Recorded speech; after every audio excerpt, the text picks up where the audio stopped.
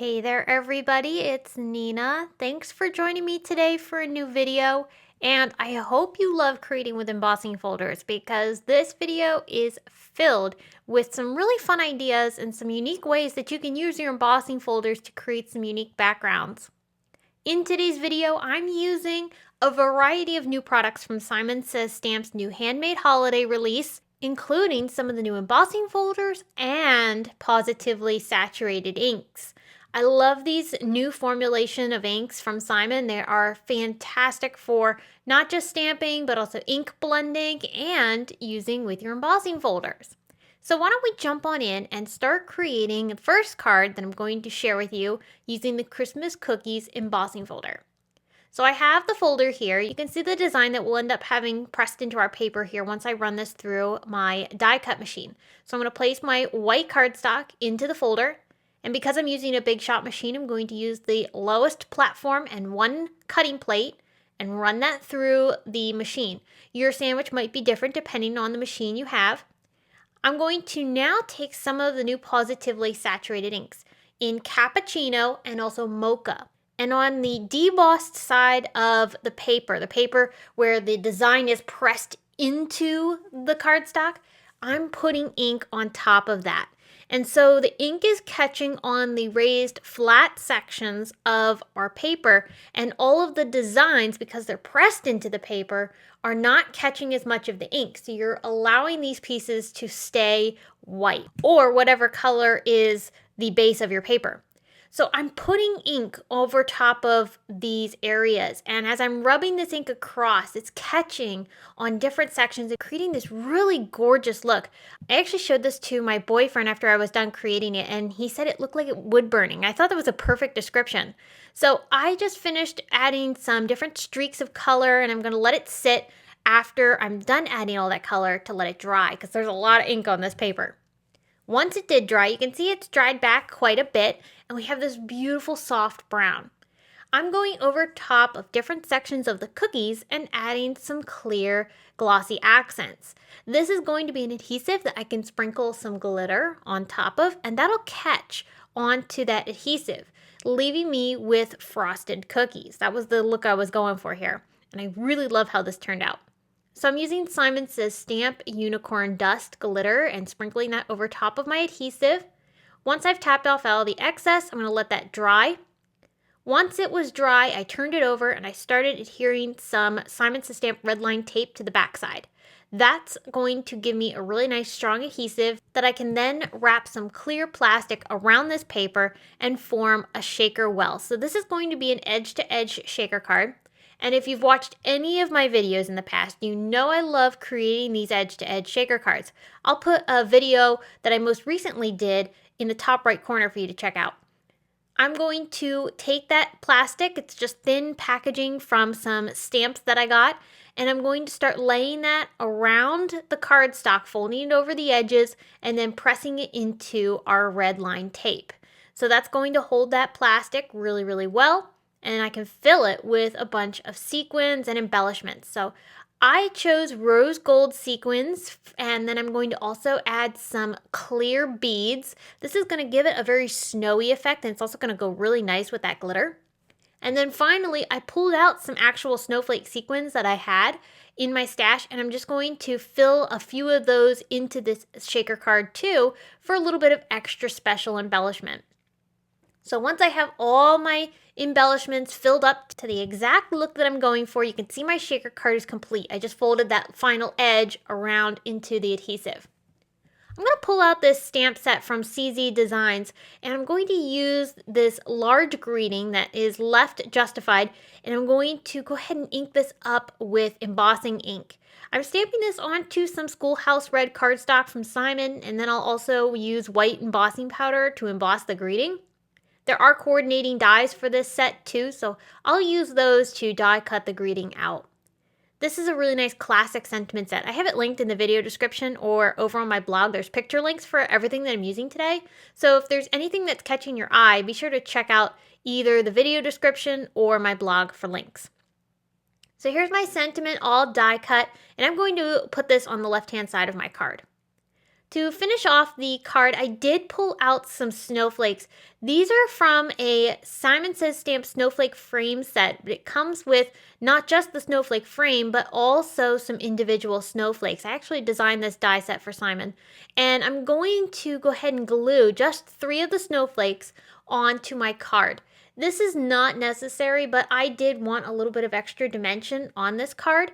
And so I'm just going to glue these down with some Simon Says Stamp Craft Tacky Glue in different areas of my card. Again, I just used 3. Very simple, but I love how this card turned out. And of course, the edge-to-edge shaker just makes me so happy. I love making these things. So here you can see the finished card in all its glory. I loved how this turned out, so much so in fact that I wanted to try this again, but using brighter colors. So now I've pulled out another new embossing folder called Snowflake Visions. This is gorgeous, by the way. I'm going to go ahead and emboss this again with some white cardstock, and I'll use the same sandwich that I used previously with the cookie embossing folder. So as you can see, we're working on the deboss side of the paper, and I'm taking my ink and I'm dragging this over the paper. The paper is getting colored, but because the snowflakes are pressed into the paper, we're not coloring the snowflakes. So they're staying a gorgeous white, and it's absolutely stunning. Now the fun part is you can mix colors. I'm pulling out the new Simon Says Stamp Sweets ink, and I had paired that with Cadet. That was the first color I used. After I've gone ahead and added some of the sweets, I even pulled out a bit more darker pink with the color Taffy, and I'm going to drag that over in different areas. And again, because this is catching in certain spots and not everywhere, it's creating such a cool variegated look. So I didn't end up getting to make a card with that piece yet, but I'm saving that for another project later. Now, we've done a really fun ink dragging technique. Let's do a bit of embossing. We're going to double emboss. So I have here the holly branch embossing folder, and as you can see, all the holly branches from the folder are silver. You want to know how I did that? It's really simple. So I've pulled out that holly branch embossing folder, and I'm going to ink it up on the dimensional side of the folder. So the raised design is on the right hand side there. I'm inking that part up with ink because when I put this through my embossing folder, that raised side is going to deboss into the paper. So this is going to be pressed into the paper, as you can see here. The ink is now transferred onto this paper because we ran it through our die cut machine to emboss it. I can now sprinkle some embossing powder over top of that wet ink, and it's going to catch that embossing powder, and we're going to be able to heat set this. It's an amazing technique. I love how this looks, and the best part is that it actually will resist any ink then that you put on top, which is what we're going to do next. I'm using my Positively Everything tool as a protector for my work surface as I'm embossing this piece of paper. The Positively Everything tool is made of silicone, which means it's heat safe, and it's a great surface for you to do in your embossing. You don't have to hold on to your paper as much and burn your fingers. Okay, so now that I have my background embossed, we're going to pull out some Distress Oxide inks. You don't have to use oxide inks. I'm just using those because I wanted to. So I'm going to use Simon Says Stamp blending brushes, and I'm going to ink blend some different oxides over top of this double embossed background. So I started with Salvage Patina, and then I brought in Victorian Velvet. This is a really nice transition. It's almost got a purplish tone, so it blends really well with the Salvage Patina. And then I'm going to bring in Festive Berries for the next transition. So here I'm bringing in that Festive Berries and adding a really nice saturation of ink. And as you can see, not everything is perfectly blended yet. We're going to get there. My final color is going to be Aged Mahogany, and that's a really nice rich red. I will trim this background down, so you're not going to see as much of the Aged Mahogany as you do right this moment. But it really was a great transition from the lighter red to a really nice dramatic red at the bottom. I'm pulling out a cloth here, and I'm just buffing off the embossed areas with that cloth to remove any of the ink that might be sitting on top, and that cleans up the beautiful embossing, and we get this gorgeous color behind here with the silver. Oh, it's gorgeous. So I'm going to use some water and add some splatters because, of course, Distress inks are reactive with water, and I love that water splatter effect. Once that dried, I pulled out the Holiday Boho Circle stencil from Simon Says Stamp's new Handmade holiday release. I'm going to hold this down onto my tonic platform, And I'll bring 2 colors of Distress Oxide ink in so that I can ink blend through the stencil and create a tone-on-tone background. I did buff off the red here after I applied it through the stencil just so I don't contaminate it with my salvage patina. So I did red along the right hand bottom corner and then salvage patina in the top left. So now I can remove this stencil and I'm going to buff off any of the ink that's sitting on top of the holly branches again. And that's going to just create a little bit of texture in the background. It's very subtle. You didn't even need to do this if you don't want to, but I loved how this looked. So I didn't stop there. I love shimmer for the holidays. So I pulled out this shimmer mist from Brutus Monroe and I'm going to splatter this into my background and create just some splattering and shimmering. It's going to look really good with this silver. So I've trimmed the panel down at this point and I'm using Simon Says Stamp Dot Runner to adhere this onto some silver holographic cardstock from Simon. I'm going to make this a very thin edge along the left and bottom sides of this panel. And then I'll just take this into my trimmer and trim it down so that that thin border continues around the whole panel. This will get popped up with some foam tape onto an A2 card. This is going to be oriented as a portrait card, not landscape. Even though I'm adhering it here as a landscape card, it is going to be a portrait. So I love how this shimmer looked and I wanted to continue that silvery finish. So I pulled out a sentiment set from Simon Says Stamp. I think this one came out in Peace on Earth release. And it's a great holiday set. I'm going to use the large Happy Holidays greeting and I'm going to stamp this with embossing ink so that I can emboss it with the silver embossing powder. Once I heat set this sentiment and finish off the beautiful silver finish, then I could take the coordinating dies and cut this out. I'll just hold this in place with a bit of tape so it doesn't shift as I run it through my die cut machine. And then once I have my sentiment cut out, I'm going to pop this up along the bottom portion of my card. I'm going to pair it with a sentiment strip from Simon Says Stamp. I've cut out one that I like from my sentiment strip set. And then I'm going to color it with a Copic marker. This is a really great trick that I love to use for sentiment strips when I want them to be a different color.